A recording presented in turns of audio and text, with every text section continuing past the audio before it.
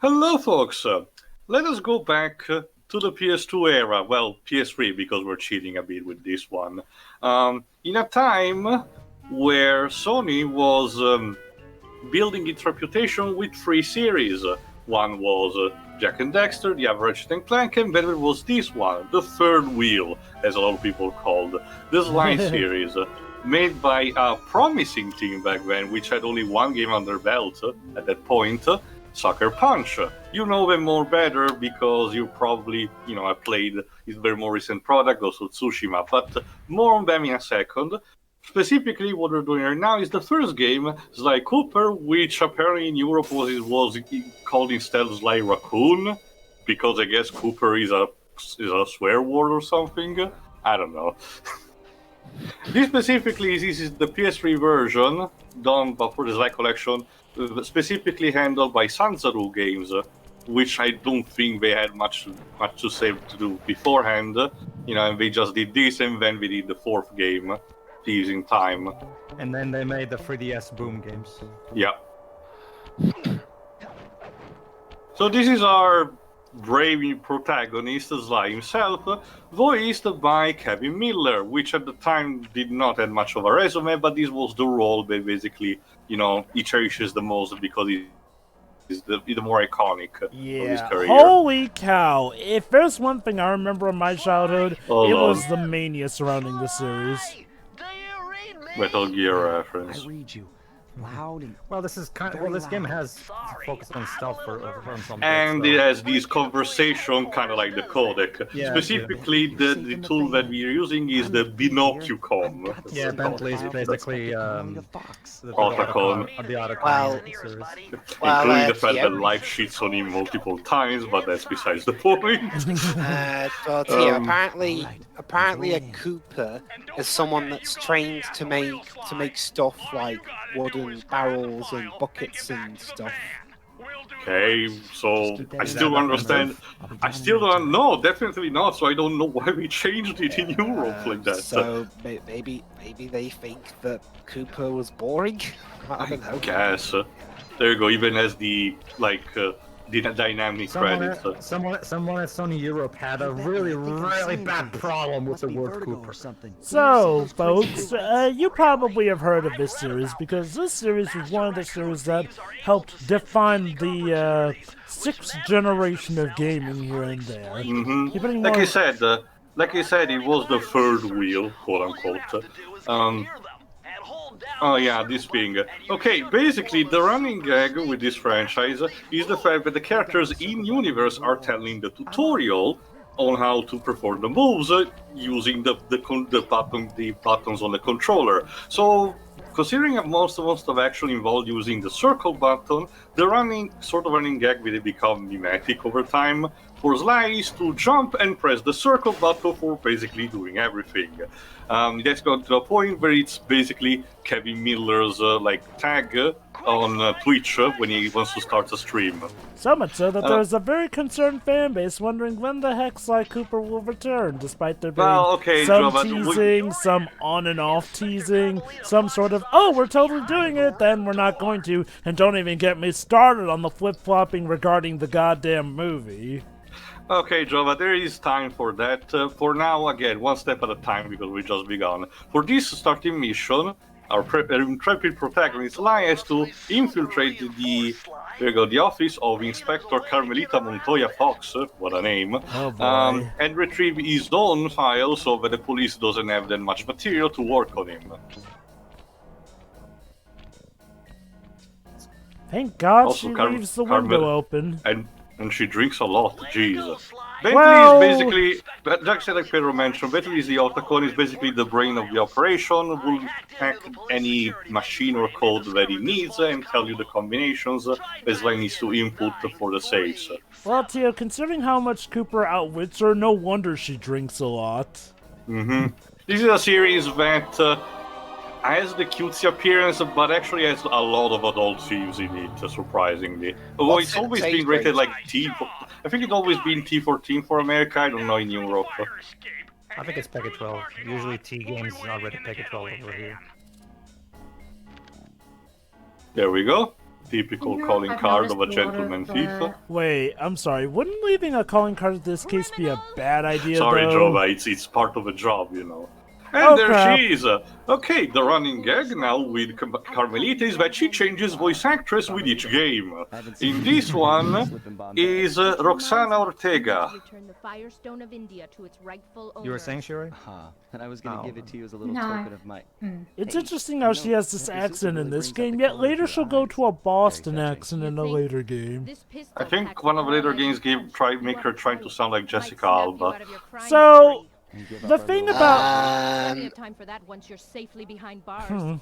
Okay, I'm beginning to see from these first few lines why they changed this voice actress.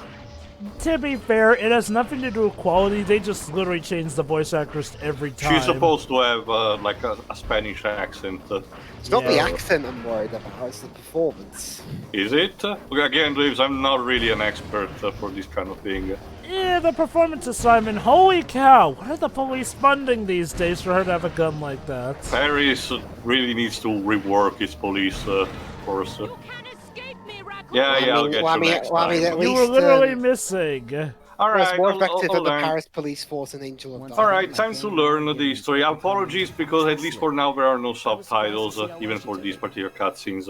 Finally, the secret police file I've been searching for all these years. With this, I could avenge my family and regain possession of our most valued treasure. Oh? It all began when I was just a kid, bouncing on my father's knee. You see, I come from a long line of master thieves who kept all their secrets. It runs in the family. In an ancient book, the Thievius Racoonus. Anyone who read it learned to be especially sneaky, which is why we specialize in stealing from criminals. That's a topic for later, that too. Fun stealing from ordinary people. You rip off a master criminal, and you know. So that's the deal with them. They pretty much rob from the criminals. Well, at least that's what they tell, Jova. But yeah, the point is that Zai's father was killed, yes, actually killed in front of him by 5 people. So it's time, this first title at least it's a story about revenge. Not only that, but it's apparently to also sort of redeem the family name as well.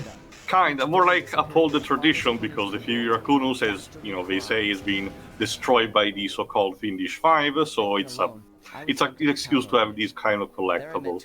Happy Camper Orphanage. Yes. Bentley, techno genius and strategist supreme, Ed Murray, part-time driver and full-time burden. Together we pledged to track Poor down Murray. the Fiendish Five, avenge my father, and steal back Burden lives. Don't worry. What's a part-time virgin? Starting with the second game, they will. Starting with this first game is a bit mean-spirited towards Murray, but starting with the second one, we will drop the act. Also, Dwibs, I don't think that quite works. Anyway, yeah, you're either full-time or you're not. Alright, first, alright, here we go. The game is also, although very posing. There you go. The game is divided in episodes. Once per episode, Sly and the gang will have to confront one of the Fiendish Five in order to retrieve the pages of the Thievius Racoonus, included in them. And, so each level is themed after the villain itself, which is a particular species of animal, and the nationality they're from. So, unfortunately, Shiro, your first target is a Welsh frog. Oh, how random. The road trip gave me the time I needed to study up on Sir Raleigh the Frog. As a young man, this hot-tempered frog grew bored of his life of luxury and privilege. On a whim, he tried his hand at a big... Yeah, you can tell he's British because the thief. Raleigh, who quickly became addicted to crime, was brought into the Fiendish Five as chief machinist, where his evil tinkering genius rose to new heights.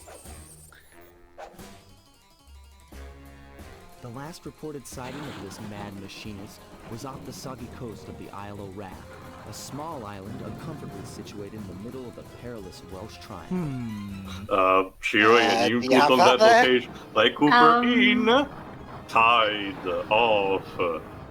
I don't know what the hell this is supposed to be about. How come I never heard of that when I went Wales? Maybe that's the point, Thieves.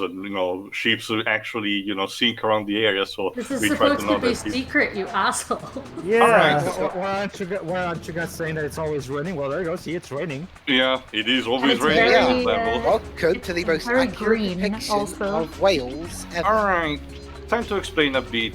While the core gameplay will stay the same for the franchise, this first title has a lot of things different that will be dropped immediately from the second game.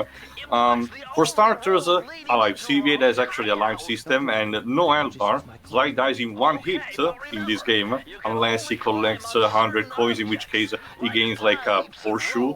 It's considered like a lucky charm, but it will basically count as like an extra hit point. Kind of like in Crash Bandicoot. Yeah, pretty much.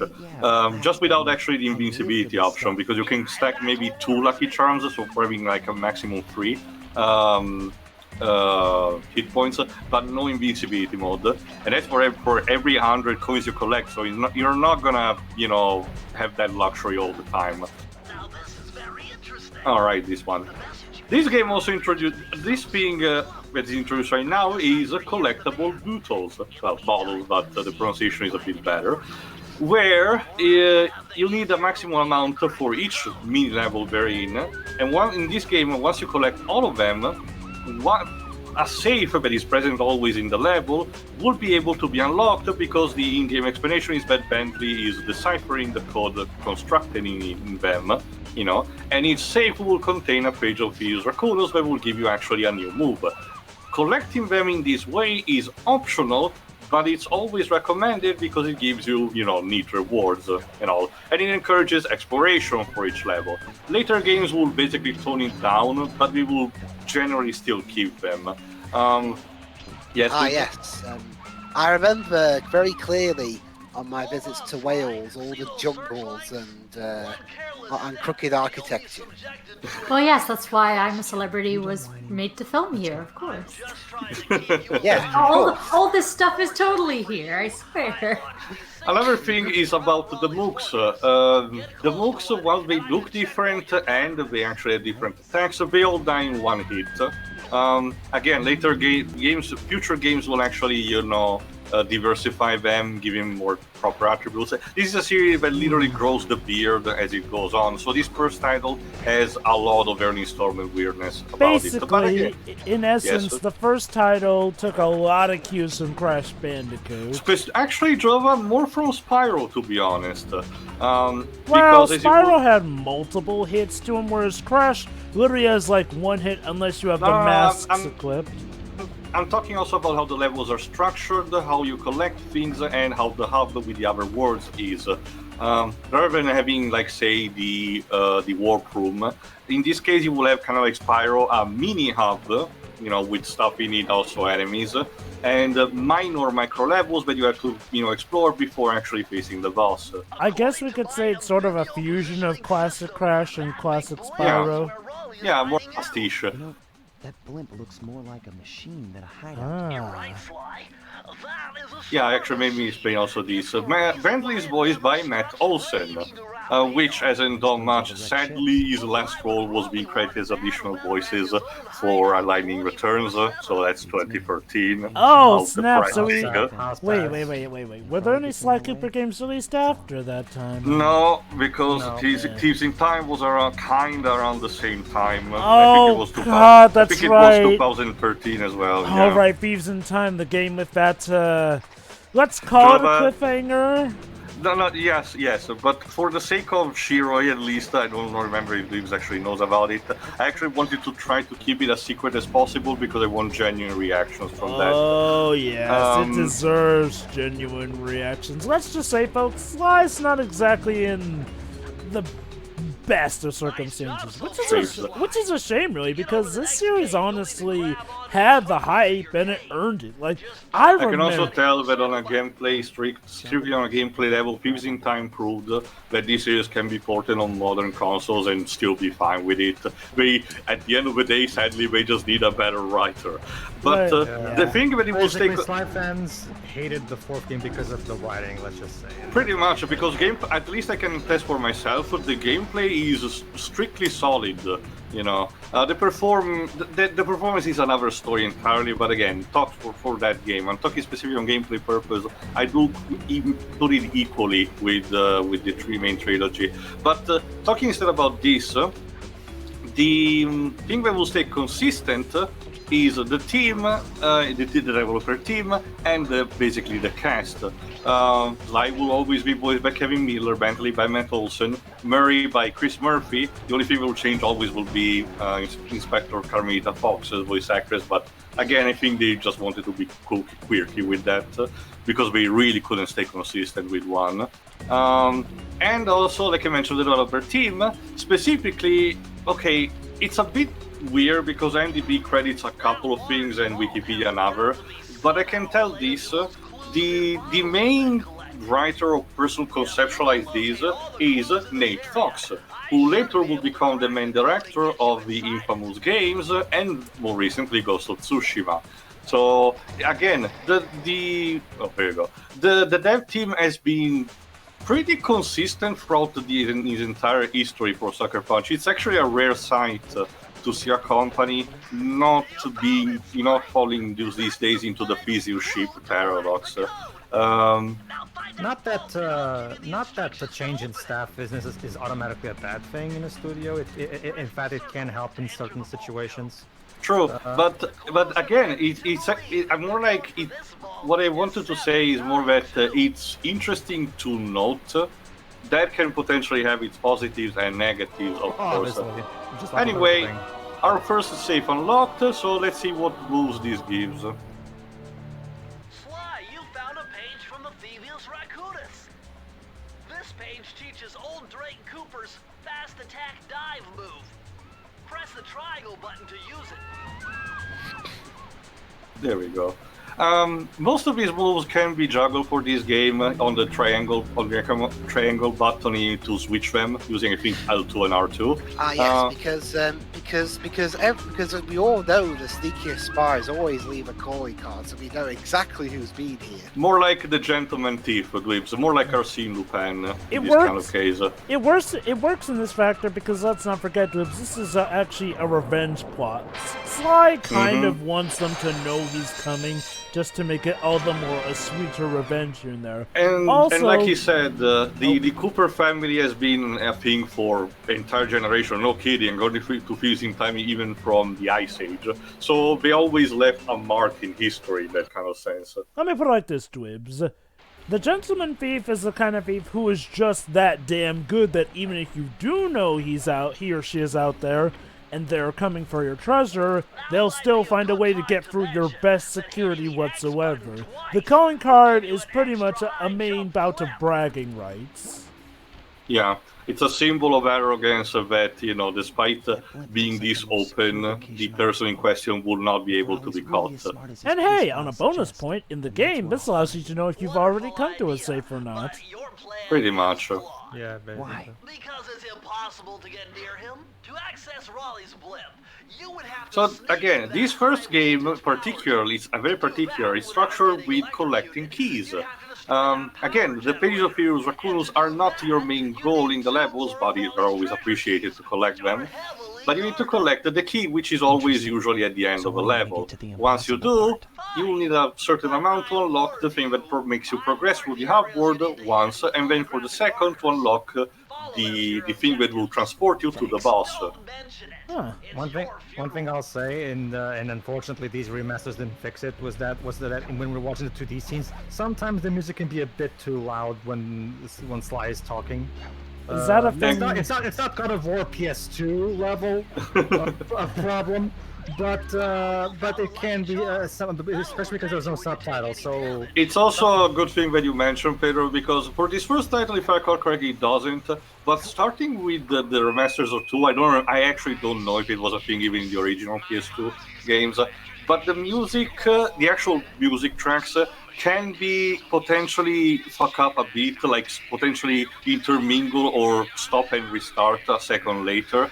Again, I don't know if it was intentional or the remaster's fault, but on a surface level you can potentially not notice, but if you actually slow down a bit and start to hear a bit, it might actually distract you. Yeah, the thing is, when it comes, yeah, that's actually the thing too. Like, I actually played the original PS2 games back in the day, and and I actually did get these remasters and I did notice some of that stuff. Yeah, actually. So it's kind of similar to the PS3 Ratchet and Clank remasters, which they also have some minor little issues. They're not game breaking or anything, don't get me wrong. I mean, these are still perfectly fine ways to play the games, don't get me wrong. Was this one of those cases where the remasters unfortunately ended up making it a lesser experience than the original PS2 classics? Because remasters like those were I can tell you this, Jova. common during the 7th gen. I can tell you this, Jova.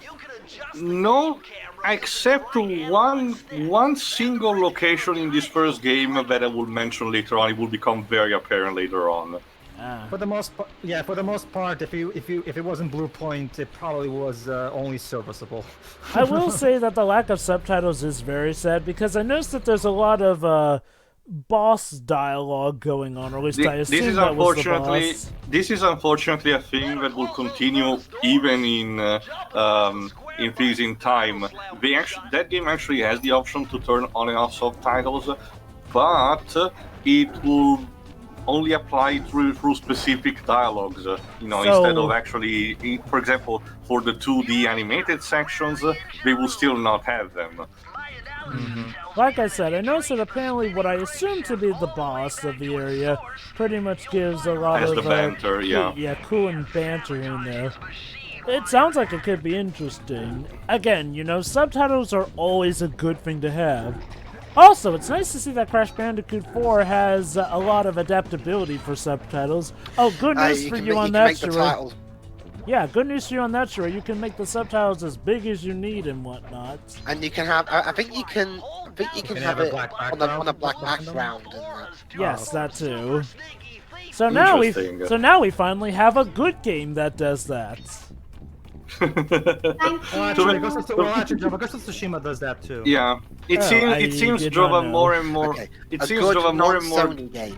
It's actually starting to become a pattern, Jova, with Sony's first-party games. Apparently, accessibility settings is going to be a thing for their games from now on. Okay, so they are going to need to do something about that font, though.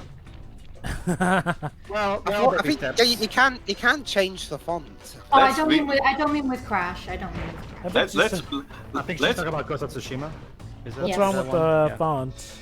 It's a bit too small, right? And, no, it's too stylized is what it is. Not just that, the dialogues for the game are still moving fast, so the subs are doing that accordingly, which, it's still a problem. But anyway, let me talk a bit.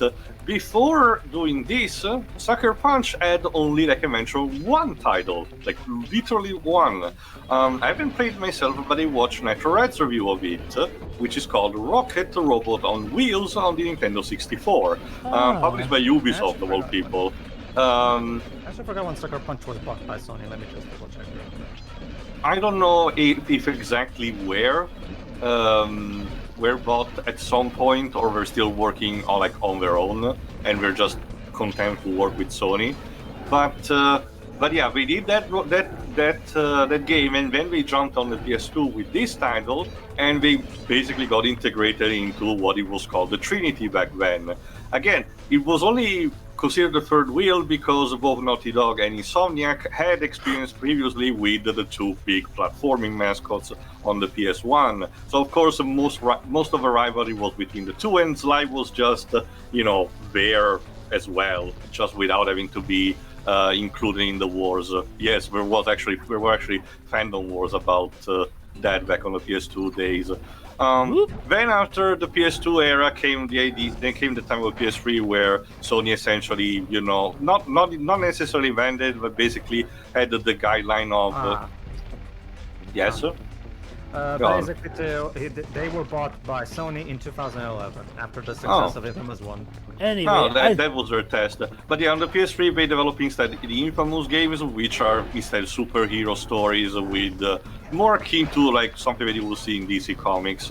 And then more recently, they did Ghost of Tsushima, which is essentially a love letter to Japanese filmmaking. I have to say, kudos to the villains for actually thinking so far ahead as to put bad guys in the vents waiting for you.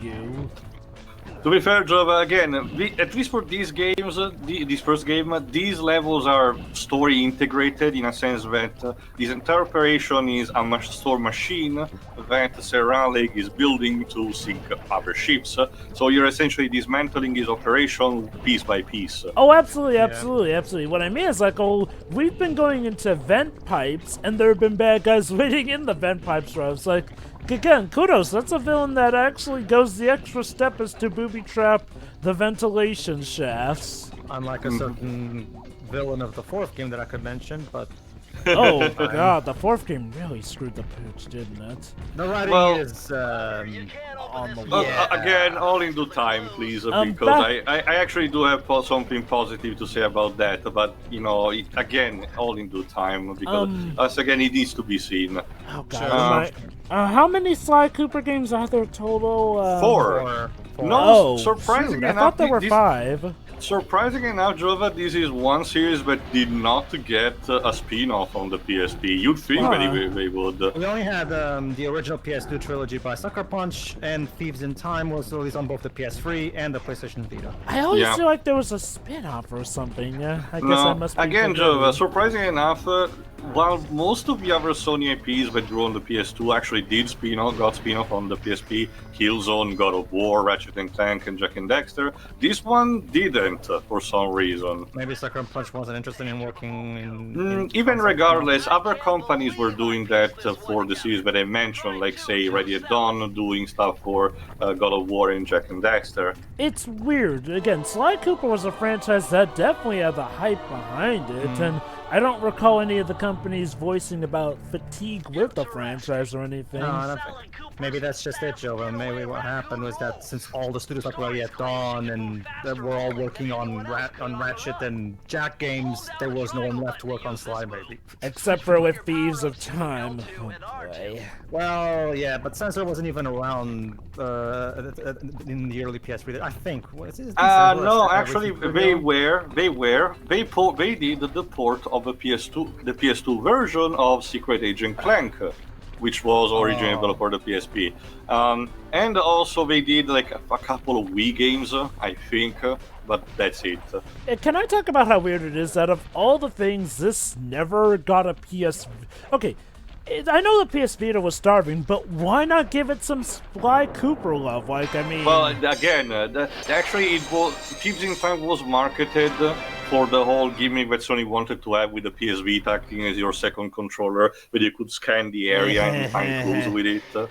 Yeah, we all know how that turned out. But I mean, seriously, though, the PS... Okay, of all the places to be a good testing ground, though, the PS Vita would have been a good one for Sly Cooper. Kind of a shame. I guess He's in Time was supposed to be that. Yeah.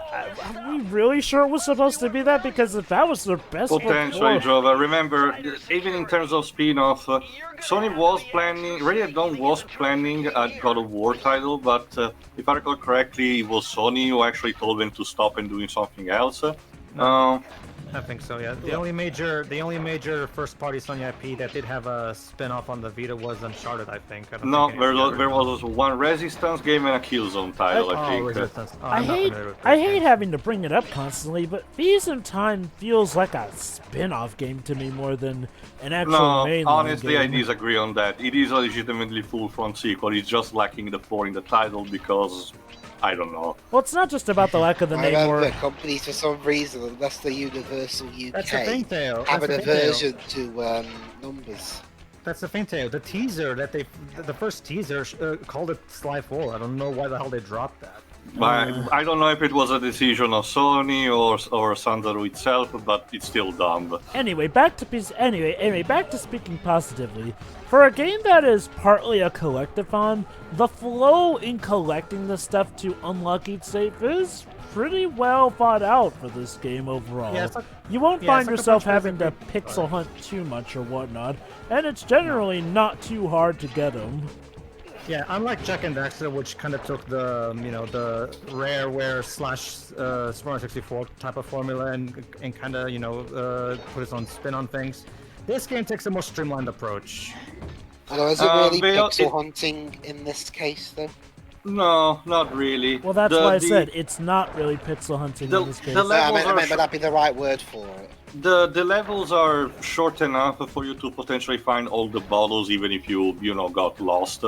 Because there's literally not much to look to go around, so they have to be somewhere. They're not placed in some cornered angle or on an outside boundary of a map that you're supposed to juggle yourself for. This is a game that tries to be a hybrid between stealth and platform at the same time. So it combines both elements in order to not be overbearing on one side or another.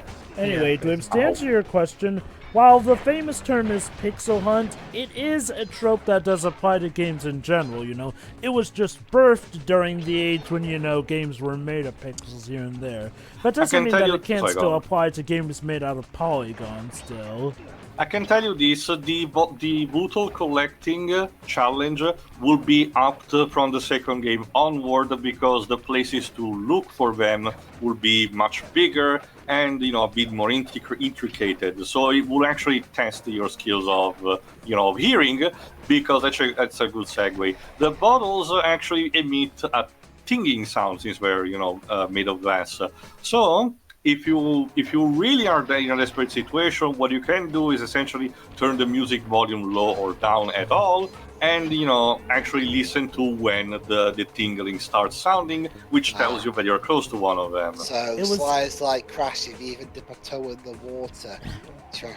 Yeah, I was about to say, it's cool that you showed up a death animation. That's another thing I like about these series is, well, in typical, at the time, Sony fashion, their characters had very special death animations. Not just that, the inspiration, you will tell more also from the second game onward, but this one already is starting to have the charm. Two major inspirations from this franchise, Disney's Robin Hood and classic Looney Tunes cartoons.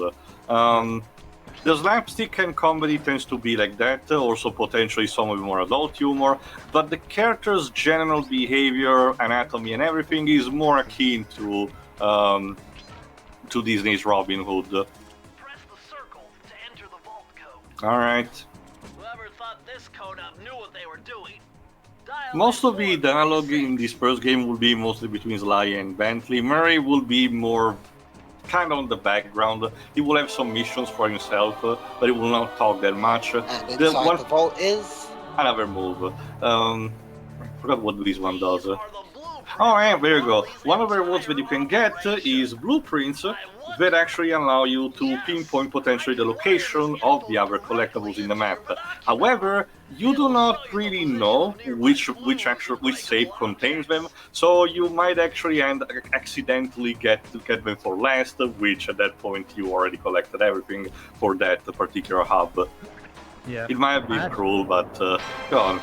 I actually have an answer since we're on the topic, even on the topic of the old Sony IPs, even too. How Brian Algeier, who's basically the primary creative force behind the original Spyro trilogy and most of the Ratchet and Clank series, and he was the primary creative force from pretty much all the games up until the 2016 movie game that, as you know, fans didn't care for much.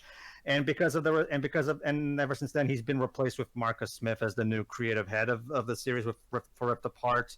So hopefully with Ripped Apart, things will be a bit better compared to what people didn't like about the 2016 reboot. So again, sometimes staff changes are due in order. Oh no, absolutely. Again, I was actually more interested because it's something that will be noticeable later, and also for future games. So I will elaborate more about it later. But the thing that I noticed over time is that despite the changing appearance and some minor gameplay style, the games developed by Sucker Punch seems to remain consistent on a lot of things, including themes and actual things that you have to do in the games themselves. So it's interesting at that, this kind of consistency that has been stayed over time. But anyway, in the next part, we clear off, actually, Sarah Alley's operation and confront him. So see you for that. See ya. See ya. See ya. Yeah.